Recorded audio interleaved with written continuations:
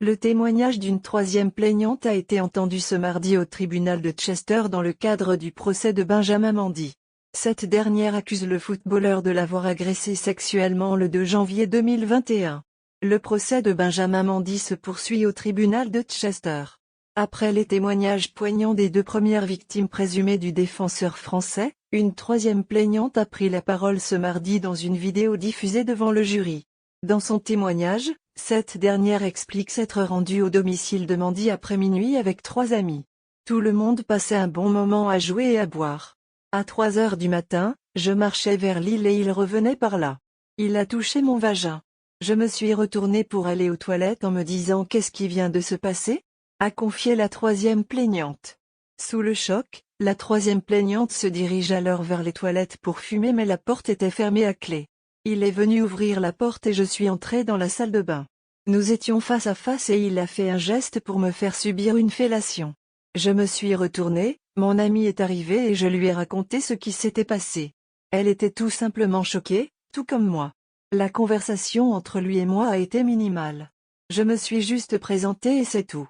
Pendant sa déclaration, la troisième plaignante explique qu'elle était ivre et qu'elle pensait prendre un taxi pour rentrer et laisser sa voiture sur place.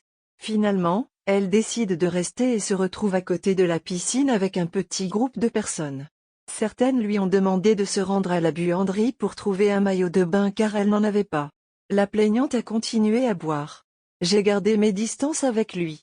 Il s'est approché de moi quelques fois, mais j'ai gardé mes distances. Il s'est approché de mon visage et m'a dit « Tu es plus belle quand tu souris. Pourquoi es-tu en colère ?»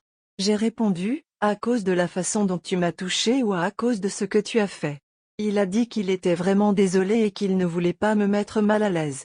Il était presque enfantin. C'était comme si je le grondais et qu'il réalisait ce qu'il avait fait. La troisième plaignante se souvient être sortie de la piscine vers 6 heures du matin. Benjamin Mendy lui a demandé si elle voulait des affaires de rechange. Nous sommes montés à l'étage et il m'a donné les vêtements. Il m'a demandé si je voulais des sous-vêtements et j'ai dit oui. Je lui ai demandé de quitter la pièce pendant que je m'habillais et il l'a fait immédiatement. Au cours de son témoignage, la troisième plaignante a rappelé qu'elle ne connaissait pas le joueur avant la soirée.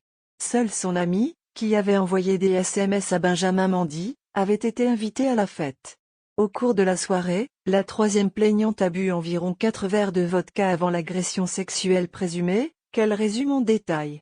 Je portais des sous-vêtements mais je pouvais sentir ses doigts à l'intérieur de mon vagin. J'étais juste choquée. Invitée à expliquer le geste que Benjamin Mendy aurait fait vers elle, la troisième plaignante a déclaré « Il a sorti sa langue comme s'il léchait. J'étais confuse. Mon ami est venu aux toilettes et je lui ai tout de suite raconté. » Après la pause déjeuner, le contre-interrogatoire de la troisième plaignante est attendu.